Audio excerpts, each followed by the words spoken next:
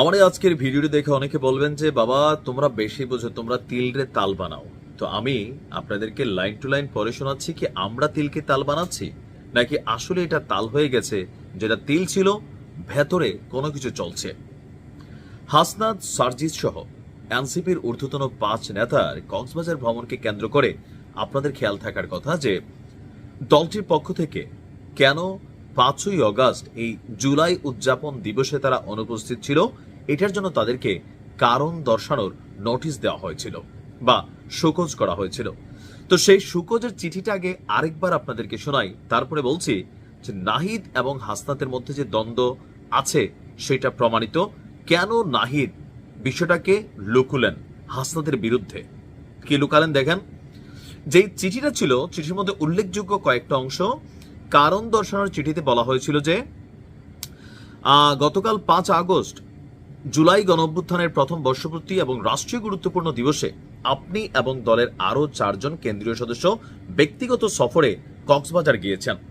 এই সফর সংক্রান্ত কোনো তথ্য কিংবা ব্যাখ্যা রাজনৈতিক পর্ষদের কাছে পূর্ব অবগত করা হয়নি। এখানেই শেষ না, আর একটু ধরিয়ে দিচ্ছি। এ অবস্থায় আপনার এই সিদ্ধান্তের কারণ এবং প্রেক্ষাপট সম্পর্কে আগামী 24 ঘন্টার মধ্যে আহ্বায়ক নাহিদ ইসলাম এবং সদস্য সচিব আক্তার হোসেনের কাছে সশরীরে উপস্থিত হয়ে লিখিত ব্যাখ্যা দেওয়ার অনুরোধ জানানো হচ্ছে এবং কি নির্দেশও দেওয়া হচ্ছে। এই কথাগুলো থেকে আবার আসেন আমরা কোথায় যাচ্ছি। হঠাৎ করে হাসনাত বলছে যে নাহিদকে জানিয়েই 5ই আগস্ট কক্সবাজার গিয়েছেন। আপনি বিষয়টার গভীরতা বোঝেন।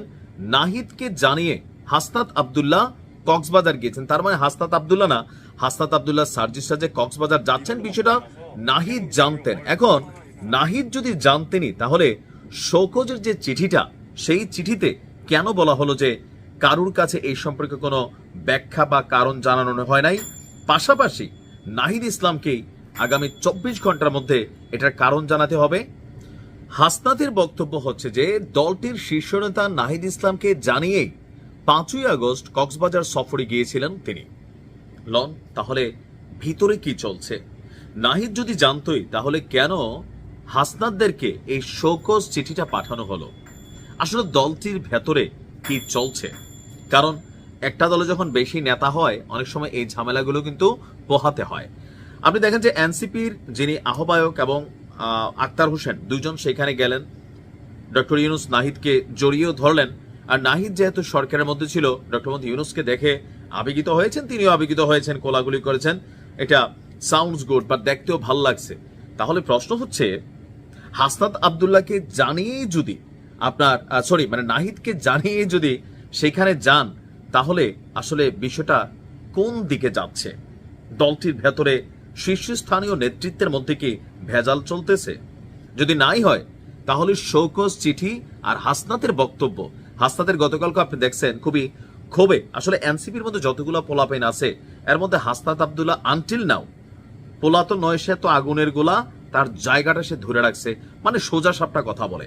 হাসনাত আব্দুল্লাহ গতকাল কি বলছে যে এটা আসলে দলের উচিত ছিল তাদের পক্ষে দাঁড়ানো। তো দলকে নাহিদ ইসলাম, আক্তার বা বাকি যারা আছেন তাদের দরকার ছিল এদের পক্ষে দাঁড়ানো। কেন? তাদের প্রতি পদক্ষেপের অ্যাক্টিভিটিস গোয়েন্দা সংস্থাগুলো বা মিডিয়ার মাধ্যমে জনগণের সামনে আসছিল, সেটার বিরুদ্ধে প্রতিবাদ না করে দল তাদের বিরুদ্ধে যে শোকজ চিঠি পেয়েছে সেটাতে সে খেপছিল এবং সে বলছে যে শোকজ চিঠি পাঠানোর যে কিছু শর্ত থাকে সে কোনোটাই ভঙ্গ করে নাই, দলের আইনও ভঙ্গ করে নাই।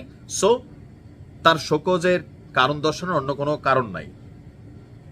এনসিপির ভেতরে কি চলছে? তবে এই ঘটনা থেকে স্পষ্ট নাহিদ ইসলাম যদি জানেনি তাহলে জেনে শুনে কেন তিনি যখন পত্রিকায় বক্তব্য চলছিল কারণ দর্শানোর চিঠি পাঠাই দিলেন। তারপর হাসনাতকে আবার এই বক্তব্যটা বলতে হলো। ভিতরে তো কোনো কিছু ঝামেলা চলছে। এখন সেটা হয়তো আমরা বাহির থেকে এরকম ঘটনা দেখে আইডিয়া করতে পারছি, ভেতরের গল্প আসলে তারাই ভালো জানেন। ভালো থাকুন, আসসালামু আলাইকুম।